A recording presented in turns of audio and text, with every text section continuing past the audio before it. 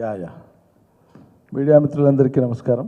మీ ద్వారా తెలంగాణ రాష్ట్ర రైతాంగ ప్రజలందరికీ కూడా నమస్కారాలు. నిన్న ఏడాది పాలన పూర్తిగా వస్తున్నటువంటి సందర్భంగా ఏర్పాటు చేసినటువంటి రాష్ట్ర ప్రభుత్వం పేరు మీదనే ఏర్పాటు చేసినా అది ఒక పార్టీ సభలాగానే చేసుకున్నారు వాళ్ళు. నిన్న మహబూబ్నగర్లో ముఖ్యమంత్రి గారు పాల్గొని మాట్లాడినటువంటి సభ, అంతకంటే 3 రోజుల ముందు నుంచి వాళ్ళు నిర్వహించినటువంటి సంబరాలు, రైతుల సంబరాలు అనే పేరు మీద నిర్వహించినటువంటి కార్యక్రమం. ఆ సభ సందర్భంగా ముఖ్యమంత్రి గారు మాట్లాడినటువంటిది వస్తున్నారంటేనంటే తప్పకుండా పాలమూరు వేదికగా రాష్ట్ర రైతాంగానికి సంతోషపడేటువంటి ఏమైనా మంచి మాటలు చెప్తారేమని చెప్పి ప్రజలు ఎదురు చూస్తున్నారు. సభకు పోకపోయినా ఇళ్లలో ఉండేవాళ్ళైనా టీవీల ద్వారా ఏదైనా మంచి సంగతులు చెప్తారేమో మా రైతుల గురించి. వరంగల్ డిక్లరేషన్లో చెప్పినటువంటి మాటలు కనీసం ఏడాది పూర్తవుతున్నటువంటి సందర్భంగానైనా వాటి అమలుకు సంబంధించి ఏమైనా మంచి మాటలు చెప్తారేమని చెప్పి ఆశించినారు. రైతులకు మేలు చేసేటువంటి లేదా రైతుల్ని పెంచేటువంటి మాటలు ఏం చెప్పకుండా రైతుల్ని, వ్యవసాయాన్ని తుంచేటువంటి మాటలు మాట్లాడారు ముఖ్యమంత్రి గారు. అది ఆశ్చర్యం కల్పించేటువంటిది.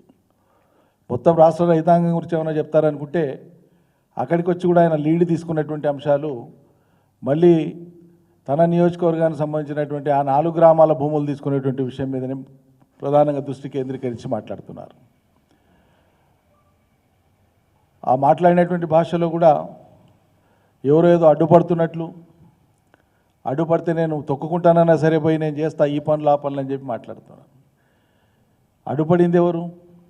కొడంగల్కే కాదు, ఉమ్మడి పాలమూరు జిల్లా కావచ్చు, తెలంగాణ కావచ్చు, ఏడాదిగా మీరు ఇచ్చినటువంటి హామీలు ఏవైతున్నాయో అమలు చేయండి అని చెప్పి చాలాసార్లు డిమాండ్ చేసినాం, విజ్ఞప్తి చేసినాం. ప్రజలు గగ్గోలు పెడుతున్నారు, అడుగుతున్నారు, అమలు చేయమని అడుగుతున్నారు. ఏడాదిగా పాలమూరు రంగారెడ్డి మీద దృష్టి పెట్టండి, ఒక నెల 2 నెలలు పనిచేస్తే లక్షలాది ఎకరాలకు అదనపు ఆయకట్టు వస్తుంది, కృష్ణలో నీళ్లు వృధా పోతున్నాయని చెప్పి మొత్తుకున్నాం, నెత్తి నోరు కొట్టుకొని మొత్తుకున్నాం. అడ్డుపడే వాళ్ళు ఎవరున్నారని ఎవరిని దొక్కుంటూ పోతారు? నిధులకు అడ్డు వచ్చినా నేను దొక్కుంటూ పోతా అని మాట్లాడుతుంది ముఖ్యమంత్రి గారు. మాట్లాడేటప్పుడు ఆయన ఎత్తిప్రాసాల కోసం మాట్లాడతాడా? ఆయన మాట్లాడిన దాంతో మొత్తం లోకం అంతా ఇంప్రెస్ అయిపోతుందా అన్నటువంటి దురాశ ఉంటుందో తెలియదు. కానీ నిధులు ఇచ్చేది మీ ప్రభుత్వమే, మీ సహచార మంత్రులే. మరి వాళ్ళు నిధులు లేకపోతే మీ మంత్రులను దొక్కుంటూ పోతారా? భూములు అడుగుతుండ్రు రైతులు, గల భూములు ఇవ్వకపోతే మళ్ళీ రైతుల్ని తొక్కుకుంటూ పోయి భూములు తీసుకుంటారా? హామీలు అమలు చేయమని అలా ప్రజలు అడుగుతున్నారు, ఈ ప్రజల్ని దొక్కుకుంటూ పోతారా? ఎవరిని దొక్కుతారండి మీరు? ఏం భాష? చేయాల్సిన పనేంది, కర్తవ్యం ఏంది, మీ మీద ఉన్న బాధ్యత ఏంది, మీరు ఇచ్చిన హామీలు ఏంది, మీరు ఆడ మాట్లాడుతున్నటువంటి తీరేంది? బెదిరించడం ఏందని నాకు అర్థం కాదు. ఇంకో మాట, 10 లక్షలు కాదు నేను 20 లక్షలు నేనని మాట ఎందుకు వస్తుందండి? ఒక ప్రజాస్వామ్య ప్రభుత్వంలో ప్రభుత్వ అధినేతగా ఉండేటువంటి ముఖ్యమంత్రి మాట్లాడేటప్పుడు మా ప్రభుత్వం అనాలి, మేము అనాలి, లేకుంటే ప్రభుత్వం చేస్తుంది అనాలి. నేను ఇస్తా 20 లక్షలు మీ జాగిరా అయ్యనికే మీరు కొంటున్నారు, సొంతంగా కొంటున్నారా? మీ ఇంటికి కొనుక్కుంటున్నారా? భూసేకరణ చట్టం లేదా? భూసేకరణ చట్టాన్ని కాదని భూసేకరణ చట్ట పరిధిలో వాళ్లకు పరిహారం సరిపోకపోతే మీరేమన్నా పరిహారం పెంచి ఇచ్చేటువంటి ప్రణాళిక మీ దగ్గర ఉందా? ఉంటే ప్రజలకు చెప్పండి, అది సంతోషపడతాం. ఎక్కడైనా ప్రభుత్వం ఏ అవసరాల కోసమైనా భూసేకరణ చేస్తే భూసేకరణ చట్టం ఉంది 2013, మీ సర్కారు తెచ్చిందే. అంటే ఇప్పుడు మీరున్న పార్టీ సర్కారు తెచ్చిందే వెనకడికి. దాని ప్రకారం ఇవ్వాల్సి వస్తుంది. మేము స్టేట్ అమెండ్మెంట్ చేస్తాం, 10 కాదు 20 లక్షలు ఇస్తాం, 20 కాదు 30 ఇస్తాం అనే ధైర్యం ఉంటే, మీకు నిధులు పర్మిట్ చేస్తే సంతోషంగా ప్రకటించండి.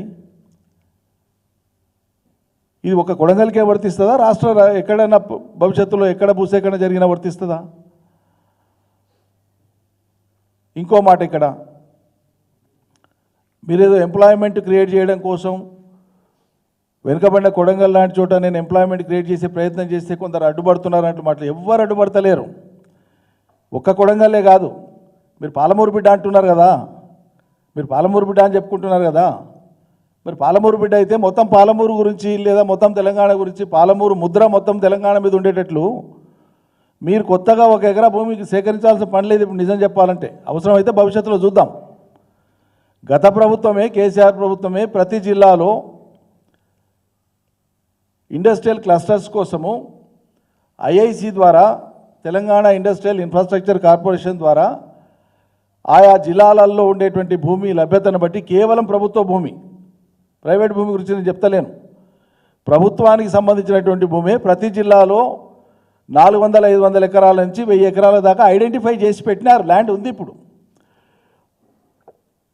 కొందరు బిఐ పాస్లో అప్లికేషన్ పెట్టుకున్నటువంటి ప్రాస్పెక్టివ్ ఇండస్ట్రీస్కి ఆల్రెడీ ఇచ్చినారు, రూరల్ ఇండస్ట్రీస్ కోసం. అవి జిన్నింగ్ మిల్స్ కావచ్చు, కాటన్ మిల్స్ కావచ్చు, లేకుంటే రైస్ మిల్స్, పారాబాయిల్డ్ మిల్స్ కావచ్చు, ఇంకోటి కావచ్చు, ప్రాసెసింగ్ ప్లాంట్స్ కావచ్చు. కొన్ని ఆల్రెడీ ఆపరేషన్లు అవుతున్నాయి, కొన్ని మిడ్వే ఉన్నాయి. అటువంటి భూములు సిద్ధంగా ఉన్నాయి. ఇదివరకే ప్రభుత్వం గుర్తించినటువంటి, కేసీఆర్ ప్రభుత్వం గుర్తించి తయారుగా పెట్టినటువంటి భూములు ఈ రాష్ట్రంలో సిద్ధంగా ఉన్నాయి. మీరు ఎంప్లాయ్మెంట్ క్రియేట్ చేస్తామంటే, ఇండస్ట్రీస్ పెడతామంటే వి వెల్కమ్ ఇట్. అవి పక్కకు పెట్టి నేను మళ్ళీ అదే లగచర్లలో ఫార్మాసిటీని వెనక్కి తీసుకుంటాం, మళ్ళీ నేను ఇండస్ట్రియల్ కారిడార్తో ముందుకు పోతా అంటే ఈ మొండి పట్టుదల, మంకు పట్టుదల ఎందుకు? ఆ గిరిజనుల భూములే కావాలన్నా? ఇంకోతోన ప్రభుత్వ భూములు, అదే నియోజకవర్గంలో ప్రభుత్వ భూములు వెతకండి, లేవా? చాలా ఉన్నాయి గుట్టలు గట్లు. ప్రభుత్వ భూముల్లో పెట్టండి, సంతోషిస్తాం. ఎందుకు వాళ్ళనే జిద్దుగా తీసుకొని దీంట్లో గెలిపోవడం లేదండి? నాకు అర్థం కాదు. ప్రభుత్వం ప్రతిష్టకి ఎందుకు పోవాలి? ఆ పేద గిరిజన భూముల్నే మళ్ళా మేము ఇంకో కేటగిరీ కింద నోటిఫై చేస్తాం, ఫార్మా కాకుండా ఇంకో దాని కింద నోటిఫై చేస్తే అప్పుడు ఎవరేం మాట్లాడతారు అన్నట్లు మీరు సాంకేతికంగా పోతున్నారు. అది సరైంది కాదు. మళ్ళీ ఆరిపోతున్నటువంటి నిప్పురవ్వల్ని మీరు మంట పెట్టినట్లయితే, మీరు ఆజ్యం పోసినట్లయితే ఇది తగదు అని చెప్పి మేము హితవు పలుకుతా ఉన్నాం. పాలమూరు సభలో మాట్లాడుకుంటూ ముఖ్యమంత్రి గారు తనకేదో ఆవేదన ఉన్నట్లు, మొత్తం పాలమూరు బతుకు చిత్రాన్ని మొత్తం మార్చడానికి వీరభోగ వసంతరాయల్లాగా తానే ముందుకు వచ్చినట్టు సంతోషం. ప్రజాస్వామ్యం గురించి చాలా గొప్పగా మాట్లాడుతున్నాను. 2 వారాలకు కూడా కాలేదు కదా, మీ సొంత ఊర్లో కొండారెడ్డిపల్లిలో మాజీ సర్పంచ్, 15 ఏళ్ళు సర్పంచ్గా పనిచేసిన 80 ఏళ్ల పెద్ద మనిషి సాయిరెడ్డి స్వయంగా సూసైడ్ నోట్ రాసిండు. ఎవరి మీద రాసిండండి? మీ కుటుంబం మీద, మీ సోదరుల మీద రాసి చచ్చిపోయాడు ఆయన. నిజం కాదా ఇది? పరామర్శకు పోవడానికి, ఆ కుటుంబాన్ని పరామర్శించడానికి బయట నుంచి పోయేటువంటి వాళ్లను గ్రామంలోకి రాకుండా కట్టడి చేసి, ఒక మనిషిని కూడా ఊర్లోకి ఎంటర్ కాకుండా చేసినటువంటి మీరు, మీ ప్రభుత్వము, మీ యంత్రాంగము పాలమూరులో వచ్చి ప్రజాస్వామ్యం గురించి మాట్లాడతారా? కొండారెడ్డిపల్లికి మాత్రం ప్రజాస్వామ్యం వర్తించదా? నేను చదువుకునేటప్పుడు ఊళ్ళో పాలమూరులో అప్పుడు బస్సులు పోతుండే, వలసలు పోతుండే, అవి మార్చనికే నేను వచ్చాను. మీరు మార్చేదేంటండి? వలసలు ఆపేసి పచ్చని పంటల పాలమూరును చేసింది మా ప్రభుత్వం. దానికి మీరు ఏం యాడ్ చేస్తారో చేయండి, ఎంత పెంచుతారో పెంచండి. ఇప్పుడు వచ్చి మీరు ఏదో వలసల్ని ఆపుతా, వలసలు ఇప్పుడు లేవు.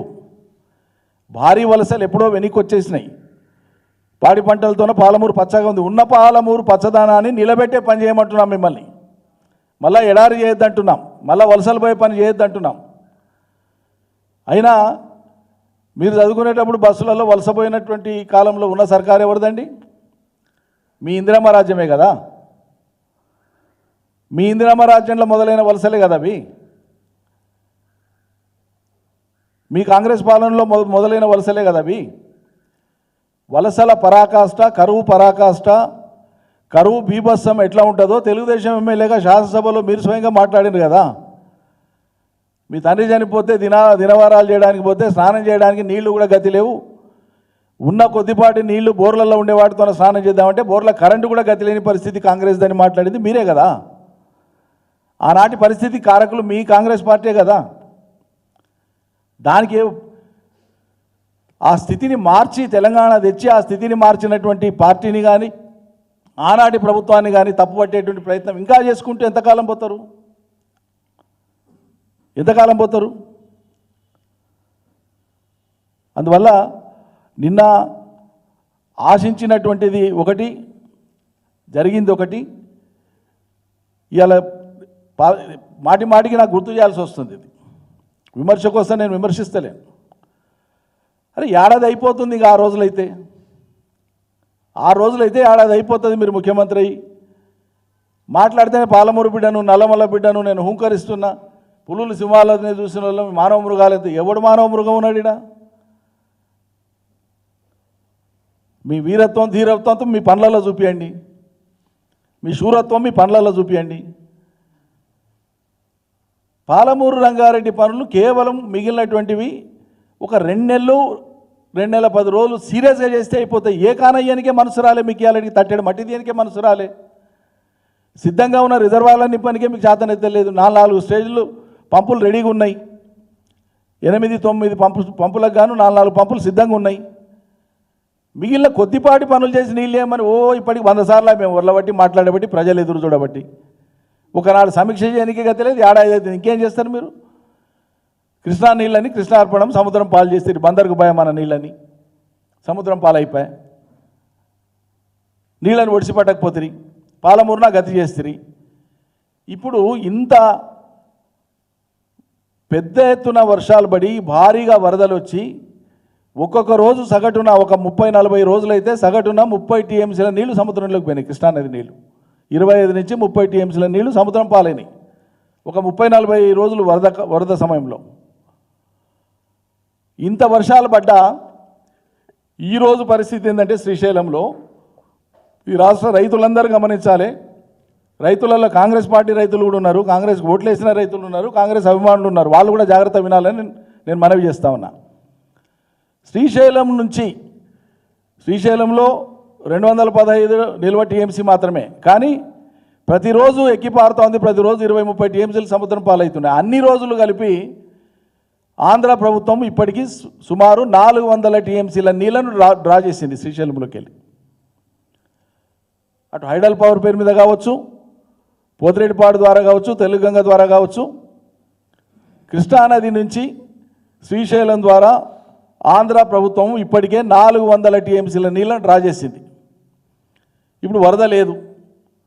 శ్రీశైలంలో ఉండేటువంటి నిల్వ 130 టీఎంసీలకు పడిపోయింది. ఇప్పుడు ఈరోజు 130 టీఎంసీల నిల్వ సామర్థ్యం శ్రీశైలం. ఇంత బ్రహ్మాండంగా వానకాలం వచ్చి ఇంత వరద వచ్చి ఇన్ని నీళ్ళు వచ్చిన సంవత్సరంలో రైతులు ఏం ఆశిస్తారు? పాలమూరు రైతులు ఏం ఆశిస్తారు? నువ్వు పాలమూరు రంగారెడ్డి ఎట్లా చేయకపోతే ఇవి పని అమల్లో ఉండేటువంటి కేఎల్ఐ కన్నా నీళ్ళు అందాలి కదా. మరి ఇప్పుడు యాసంగిలో కేఎల్ఐ ద్వారా నీళ్ళు రావాలని రైతులు ఆశిస్తారు కదా. జూరాల మీద ఆధారపడినటువంటి భీమా, నెట్టెంపాడు, కోయిల్ సాగర్ వాళ్ళు ఆశిస్తారు కదా నీళ్ళు రావాలని యాసంగికి. యాసంగి ప్రణాళిక ఏది? నువ్వు యాసంగికి ఇప్పుడు రైతులు వేసుకోవాలన్నా వేసుకోవద్దా? వేసుకుంటే మరి 130 టీఎంసీలతోనే ఏడ సరిపోతుంది? అవతల ఆంధ్రోళ్ళు వాళ్ళు గుంజేది వాళ్ళు గుంజుతూ ఉన్నారు. హైడల్ పవర్ చీప్ కాబట్టి ఈ రాష్ట్రం ఆ రాష్ట్రం హైడల్ పవర్ను జనరేట్ చేస్తూనే ఉంది, నీళ్ళు పోతూనే ఉన్నాయి. పవర్కి ప్రత్యామ్నాయం ఉంది. ₹1 ఎక్కువ ఖర్చు పెట్టినా ఇంకో పవర్ వస్తుంది మనకు. కానీ నీళ్ళు వస్తాయా? ఉన్న నీళ్ళని పోగొట్టుకొని సేద్యం బంద్ పెడదామా యాసంగిన? మీరు లెక్కలేసుకుంటే హైడల్ పవర్ కంటే మిగతా అన్ని పవర్లు కూడా కాస్ట్లీ. హైడల్ పవర్ చీప్ కాబట్టి మేము చీప్ది కాబట్టి ప్రొడ్యూస్ చేస్తున్నాం అంటారు. మరి నీళ్ళు ఎక్కడి నుంచి వస్తాయి? యాసంగికి నీళ్లు కావాలంటే నీళ్లు ఒడిసి పట్టుకోవాలన్నా లేదా? నీళ్ళు ఆదా చేసుకోవాలన్నా లేదా? మరి రైతుల ప్రయోజనం మీకు ఉన్నట్లా? రైతు సంబరాలు చేస్తున్నారు కదా. పాలమూరు రైతులకు యాసంగి పంట వేసుకోవాలన్నా వేసుకోవద్దా చెప్పి రావాలి కదా. మరి సంబరాలు చేసినప్పుడు వానాకాలం సీజన్ అయ్యేపాయి, 70% హార్వెస్టింగ్ అయిపోయింది ఇప్పటికే. యాసంగికి తయారవుతున్న రైతులు యాసంగి రైతు భరోసా గురించి ఏం చెప్పకపోతే నిన్న యాసంగి పంటలు వేసుకోవాలన్నా లేదా, నీళ్ళు ఇస్తావా లేదా చెప్పకపోతే. అంటే ఎక్కడ మీకు ముందు చూపున్నట్లు? ఏ ముందు చూపుతో మీరు పాలమూరు రైతులకు కానీ తెలంగాణ రైతులకు కానీ మీరు దారి చూపిస్తున్నారు లేదా భరోసా ఇస్తున్నారు? ఇంకో ముఖ్యమైనటువంటిది, ఈ సన్నబొడ్లకు సర్కారు కొంటది మేము బోనస్ ఇస్తాం, సర్కారు కొంటది మేము బోనస్ ఇస్తామని ఆశలు పెట్టి తీరా వీళ్ళు చేస్తున్నది చేసింది, ఇదివరకు చేసింది ఇప్పుడు ఇంకా చేస్తున్నది కళాలల్లా. వడ్లు వస్తే సంచులు లేవని, కాంటాలు అయితే లేవని, మిల్లర్లు ఆపుతున్నారని రకరకాల కారణాలు చెప్పి కల్లాలకు ఒడ్లు తీసుకుపోయినటువంటి రైతులు పడిగాపులు కాసేటట్లు చేసిండ్రు. ఒక ఉద్దేశపూర్వకంగా పథకం ప్రకారంగా. అంటే మాయిశ్చర్ మొత్తం పోయినాక కూడా ఏమీ లేకుండా 0 మాయిశ్చర్కి వచ్చినాక కూడా 14% పర్మిసిబుల్. 0 మాయిశ్చర్ ఉంటే కూడా అంటే అసలు ఇక మాయిశ్చర్ కంటెంటే లేదు దాంట్లో, కంప్లీట్గా 100% డ్రై అయినాయి అనుకునేటువంటివి ఉంటే రైతుకు తూకం తగ్గిపోతుంది. 14% అంటే ఎంత తగ్గిపోతుంది?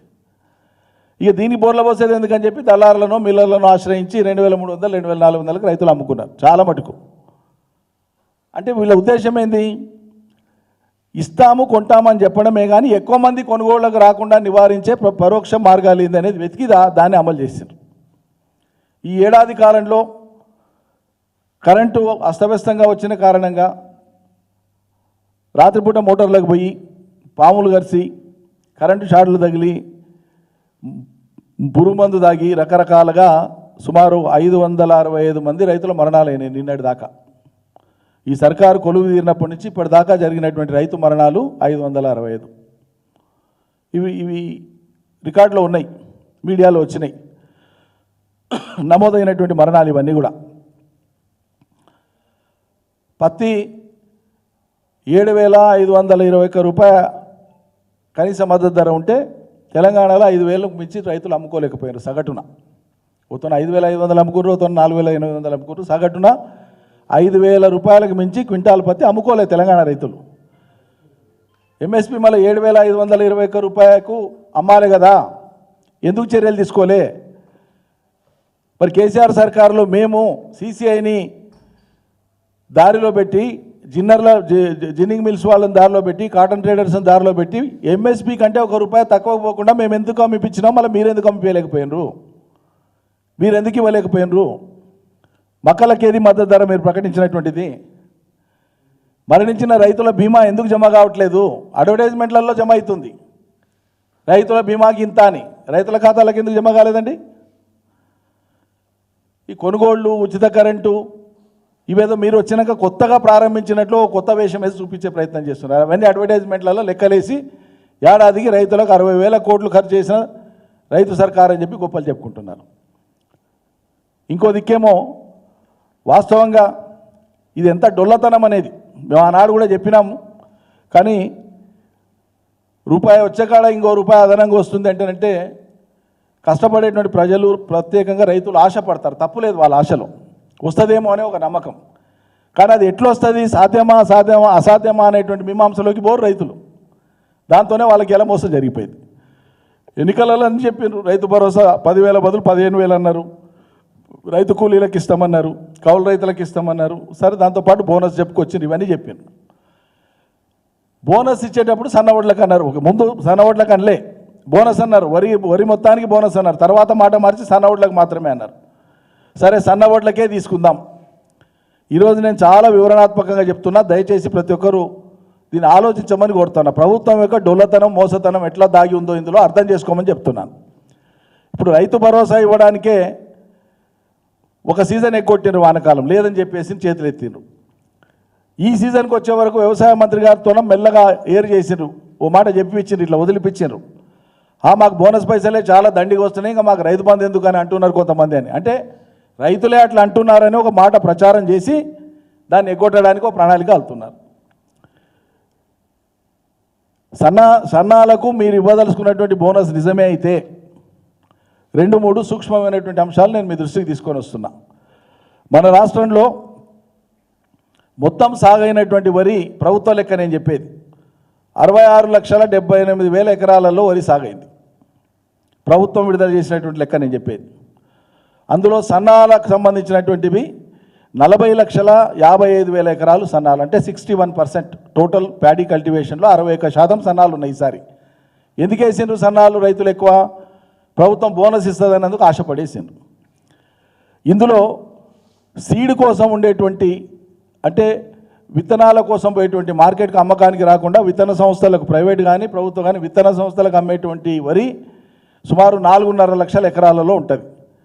అంటే అప్పుడు మనకు మిగిలేది నికరంగా 36 లక్షల ఎకరాలలో ఉండేటువంటి వరి ఉంటుంది. ఏది మార్కెట్కి వచ్చేటువంటిది సన్నాలది. 36 లక్షల ఎకరాల వరి సన్నాలు ఒకవేళ మార్కెట్కి వస్తే ప్రభుత్వం రావాలని కదా ఆశించింది, 500 మేము బోనస్ ఇస్తామని కదా వాళ్ళు ఇన్వైట్ చేసింది, ఆహ్వానించింది. ప్రభుత్వం ఇచ్చేటువంటి సగటు ఉత్పత్తి 1 ఎకరాకు సరాసరి 2.2 టన్స్, అంటే 22 క్వింటాలు. వాస్తవంగా 25, 30, 35 క్వింటాలు వస్తాయి రైతులకు, బాగా పండించే వాళ్ళకు. కానీ సగటు తీసుకునేది ప్రభుత్వం లోయెస్ట్ యావరేజ్ తీసుకున్నది. అతి తక్కువ వస్తే కూడా గరిష్ట ఎంత వస్తుంది అంటే కనిష్టంగా 22 క్వింటాలు వస్తుంది ఎకరాకు అని తీసుకున్నది సర్కారు తీసుకున్న లెక్క. అది చాలా తక్కువ. ఆ లెక్క తీసుకుంటే 36 లక్షల ఎకరాలలో ఎకరాకు 22 లక్షల క్వింటాల చొప్పున వస్తే సుమారు ఇది 80 లక్షల మెట్రిక్ టన్నులు, సుమారు దగ్గర 80 లక్షల మెట్రిక్ టన్నుల ఉత్పత్తి వస్తుంది సన్న వడ్లు. ఇందులో పండించినటువంటి రైతులు తమ కోసం, సన్న చిన్నకారు రైతులు మొత్తం అమ్మేస్తారు, ఉంచుకోరు వాస్తవంగా, ఎందుకంటే కంట్రోల్ బియ్యం వస్తాయని, కంట్రోల్ బియ్యం కూడా సన్నగా వస్తున్నాయని వాళ్ళు మొత్తం బియ్యం అమ్మేస్తారు, మొత్తం వడ్లు అమ్మేస్తారు. మధ్యతరగతి ఎగువ మధ్యతరగతి వాళ్ళు కనుక ఒకవేళ ఉంచుకున్నారనుకుంటే కూడా ఒక 10 లక్షల మెట్రిక్ టన్నులు వాళ్ళు ఉంచుకుంటే అప్పటికి ఉత్పత్తి అయినటువంటి దాంట్లో సుమారు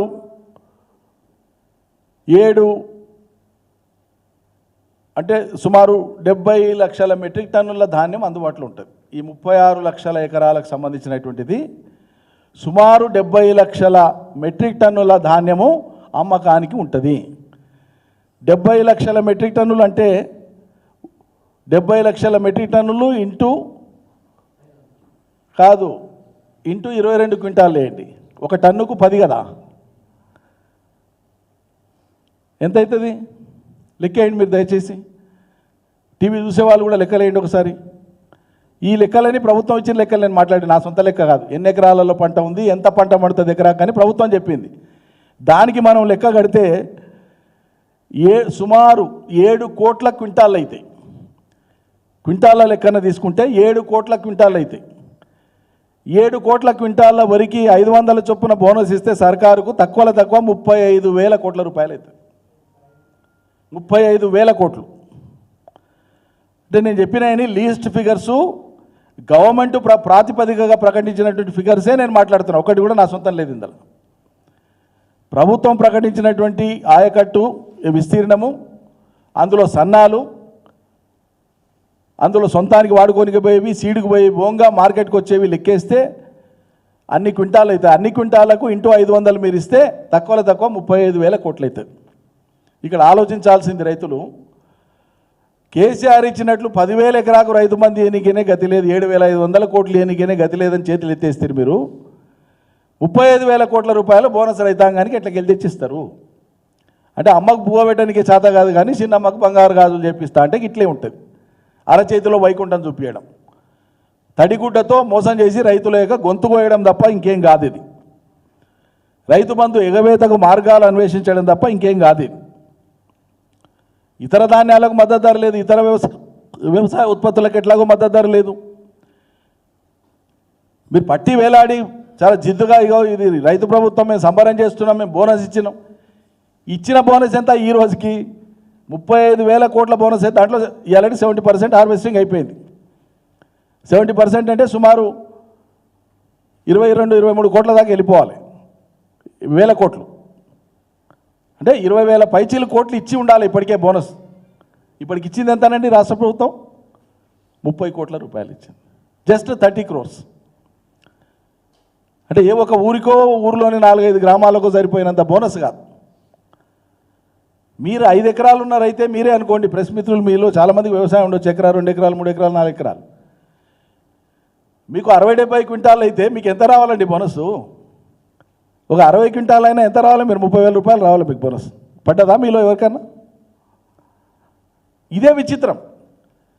అంటే ఒక వ్యక్తి తప్పు చెప్తేనో అబద్ధం చెప్తేనో అవతల వ్యక్తికి ఒక అవగాహన వస్తుంది, అరే నేను అబద్ధం చెప్పి ఇంకోసారి నమ్మొద్దు అనుకుంటా. ప్రభుత్వం ఎట్లా చెప్తుందండి నాకు అర్థం కాదు. ఇంత మోసపూరితంగా ఎట్లా మాట్లాడుతుంది? ఏం ధైర్యము? ఏం లెక్కలేసుకొని చెప్పిండ్రు మీరు ఆనాడు ప్రజలకు హామీ ఇచ్చేటప్పుడు? సాధ్యాసాధ్యాల గురించి మీరు రైతాంగానికి చెప్పిన అసలు మేము చెప్తామంటే అధికార పార్టీగా ఆ రోజు కేసీఆర్ కంటే మేము నువ్వు ఏది ఎత్తు దానికంటే మేము ఎక్కిస్తున్నామని ఉరుకురుకులాడి రంకెలేసి మాట్లాడుతుంది. పొట్లకిద్ద రంకెలేసినట్లే ఉండే అలా ఏం కానే కాదు, మేము అద్భుతం చేసి చూపిస్తాం, చేతిలో పెట్టి చూపిస్తామని చెప్తారు. ఎక్కడుంది మరి? ఈ మొత్తం పాలనా వైఫల్యాలని, ముందు చూపు లేనటువంటి తనాన్ని మేము ఎప్పటికప్పుడు ఎత్తు చూపిస్తున్నాం. ప్రారంభం నుంచి కూడా సరి చేసుకోమంటున్నాం, మీరు ఇచ్చిన హామీలు అమలు చేయమంటున్నాం. వీటి మీద సమయోచితంగా తెలంగాణ సమాజానికి బాసటగా నిలవవలసినటువంటి మేధావులు అనుకునేటువంటి వాళ్ళు, మేము నిష్పక్షపాతము ప్రజల పక్షమే అనుకునేటువంటి మేధావులు చాలామంది ఉన్నారు. వాళ్ళ సైద్ధాంతిక ప్రాతిపదికలు ఏమున్నప్పటికీ కూడా మేము ప్రజల పక్షానే అని మాట్లాడిన వాళ్ళు ఉన్నారు. లగచర్ల విషయంలో మాట్లాడరు. ముచ్చటగా 3 ఎన్కౌంటర్లు అయినా ఇవాళ ములుగుతో జరిగింది మొదలు పెడితే, కేసీఆర్ సర్కార్లో 10 ఏళ్లలో తెలంగాణలో ఎన్కౌంటర్ల పరిస్థితే లేదు కదా. మరి ఎట్లా పునరుద్ధరించబడ్డాయి ఎన్కౌంటర్లు? ప్రొఫెసర్ కోదండరాం, ప్రొఫెసర్ బాలగోపాల్, ఆకునూరు మురళి తదితర మేధావులందరూ కూడా ఏం భరోసా ఇస్తున్నారు ఇవాళ తెలంగాణ సమాజానికి? అంటే కేంద్ర బిందువు ఒకటే, కేసీఆర్ను వ్యతిరేకించడం కోసం ఈ ప్రపంచంలో అన్నింటికీ రాజీ పడతామనేటువంటి ఈ రాజీతత్వం ఏందండి? ప్రజల పక్షం అది. కేసీఆర్ లేరు కదా ఇప్పుడు, ఉన్నది ప్రజాప్రభుత్వం వాళ్ళు చెప్పుకుంటుంటే మీరు కూడా సపోర్ట్లు కొడుతున్నారు కదా. మరి ప్రజాప్రభుత్వం యొక్క నిర్వహణ మీద మీ నోరెందుకో వెలగదు? దయచేసి రాష్ట్ర రైతులు ప్రత్యేకంగా ఇంకా భ్రమలు మీరు పెట్టుకోకండి ఈ సర్కారు మీద. రేపు స్థానిక సంస్థలు ఎన్నికలు వచ్చేటప్పటికీ ఏదో ఒకటి కొత్తగా ఇది చేసినామనో చేస్తున్నామనో ప్రకటనలు ఇవ్వాలనో రేపో ఎల్లుండో చెప్పొచ్చు ముఖ్యమంత్రి గారు. ఇప్పటిదాకా వాళ్ళ ఏడాది కాలంలో జరిగినటువంటి వాళ్ళ యొక్క ఆచరణను చూస్తే ఈరోజో రేపో వాళ్ళు ప్రకటించే ప్రకటనలకు సార్థకత ఉండదు, విలువ ఉండదు. వాటి మీద భ్రమలు పెట్టుకోకండి అని చెప్పి మేము విజ్ఞప్తి చేస్తూ ఉన్నాం. ఈ ప్రభుత్వానికి సరైన సందర్భంలో సరైన రీతిలో ప్రజలు తమ వ్యతిరేకతను, నిరసనను ప్రజాస్వామ్య పద్ధతిలో తెలియజేస్తే తప్ప ఈ ప్రభుత్వం దారికి రాదు. కాబట్టి మన బాధ్యతను మనం ప్రజాస్వామ్యబద్ధంగా గట్టిగా నిర్వర్తించాల్సిందే. భ్రమలకు గురి కావద్దు అనేటువంటి విషయాన్ని మరొకసారి తెలియజేస్తూ ఆలోచించమని నేను రైతాంగానికి విజ్ఞప్తి చేస్తున్నా. జై తెలంగాణ. Thank you.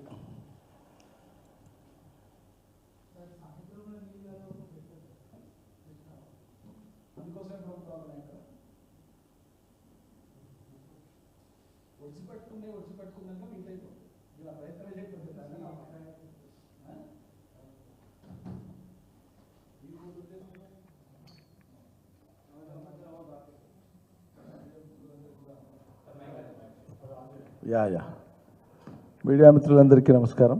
మీ ద్వారా తెలంగాణ రాష్ట్ర